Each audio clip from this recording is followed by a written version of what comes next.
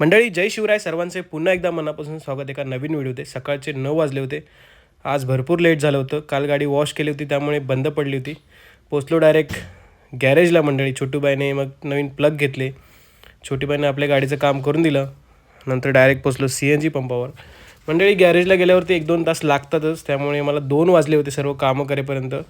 आणि अजून एक आपलं काम होतं, ती म्हणजे मागची काच बसायची होती. पूर्णपणे विचित्र वाटत होतं, तर ती फायनली आज बसून घेतली मंडळी. दुपारचे 2:30 वाजले होते. मग नाश्ता वगैरे केला.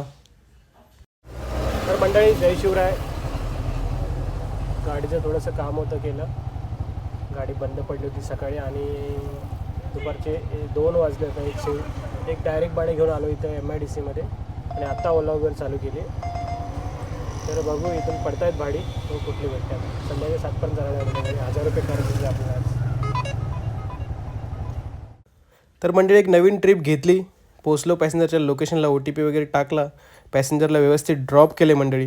आणि आपला एक लहानपणी भाऊचा फोन आला की येतो भेटायला. तर म्हटलं ये. त्याने गाडी घेतली होती, त्याला अभिनंदन केले मंडळी. आणि भाऊ बोलला गाडी तू चालवलीच पाहिजे. मग काय, लाईफमध्ये पहिल्यांदा आपण इर्टिगा गाडी चालवली मंडळी. खूप भारी वाटत होतं, जबरदस्त खतरनाक फिलिंग होती.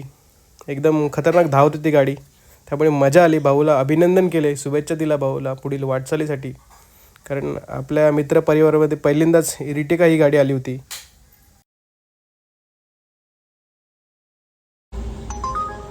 भाऊ कधी घेतली गाडी तुम्ही? गाडी बरोबर घेतली मी रक्षाबंधनच्या दिवशी. आणि कधी कुठे चालू तुम्हाला गाडी सध्या? सध्या हाय आपलं ओला उबर आणि कंपनी लावले का ॲक्सेंजरला लावायची आहे ना, त्याला लावायचं. Police verification. गाडी एक नंबर कडक आहे भावा, मस्त. मी चालवली आज पहिल्यांदा, मजा आली आपल्याला गाडी चालवायला. आणि गाडीबद्दल काय स्पेशल सांगायचं तुम्हाला? गाडीबद्दल काय नाही, गाडी मस्त आहे, चांगली वाटते. जरा झोप वगैरे येत नाही गाडी चालवताना, कंटाळा येत नाही. आणि गावी घेऊन गेले की नाही गणपतीला? गावी घेऊन गेलो तर गणपतीला एक 15 तास कंटिन्यू गाडी चालवली.